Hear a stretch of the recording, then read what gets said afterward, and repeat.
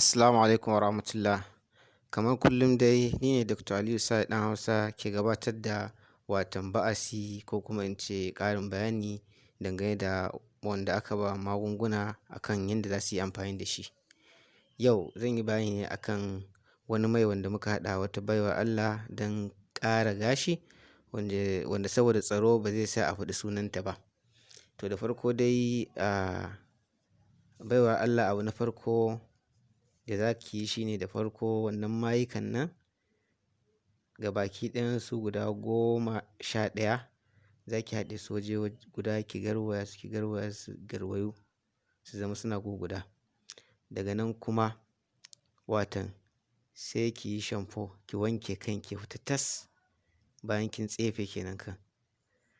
To bayan kin tsefe kai kin wanke ya fita tas, watan da yamma ko in ce da daddare sai ki samu wannan man ki shafa a kan ki ci kurkuɗa ki cakuɗa ki tabbatar ya shiga ko'ina. Ki yi amfani da kum ɗin nan irin na ƙarfe yauwa wajen watan sharce gashin da tabbatar da man ya shiga ko'ina. Sai ki samu leda sai ki rufe kan, sai ki sa ɗankwali ko kuma ko da ba ki sa ɗankwali ba fala ba'asa. Saboda ita wannan ledan tana ɗumama wannan gashin ne yauwa kamar a ce kamar wani nau'i ne na taimakawa man ya shiga kuma ya aiki yanda ya kamata kuma ya janyo gashin ya ƙara masa tsayi.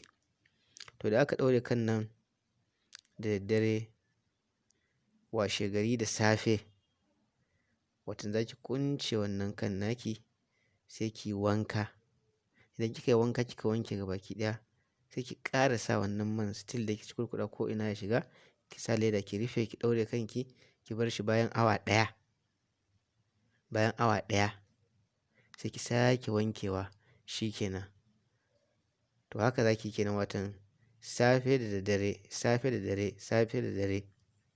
To in son samu ne ana yin sati biyu ne cir ana wannan abun ba tare da kin yi kitso ba. Sati biyu za ki kina wannan watan kwana 14. Idan kuma haka bai samu ba sai ki yi watan kwana 10.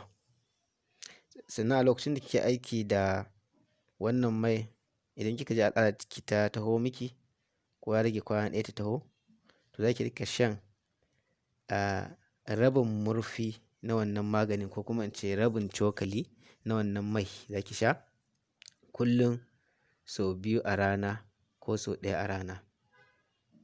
Haka za ki har zuwa lokacin da al'adar ki ta ɗauke. Saboda lokacin da al'ada ta zo ƙofofin gashi sun bubbuɗe.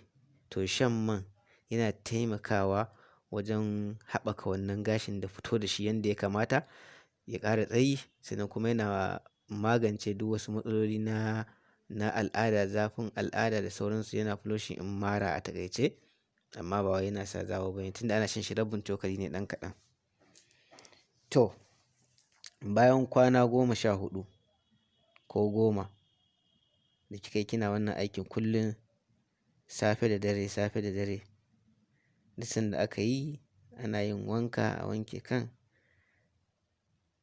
To sai kuma ki tafi da guntun man da ya rage watan ki je diraya a tsaftace kan a gyara shi ya gyaru da kyau. Sai kuma wata a miki kitso. Wannan man shi za ki dangwala da inda aka tsaga ana sawa da shi za ki yin kitson. To in sha Allah idan aka bi wannan dokoki da ƙa'idodi da muka faɗi daki daki to za a yi farin ciki za kuma ki yi mamakin yanda gashinki zai yi cikin ikon Ubangiji Maɗaukakin Sarki in sha Allahu.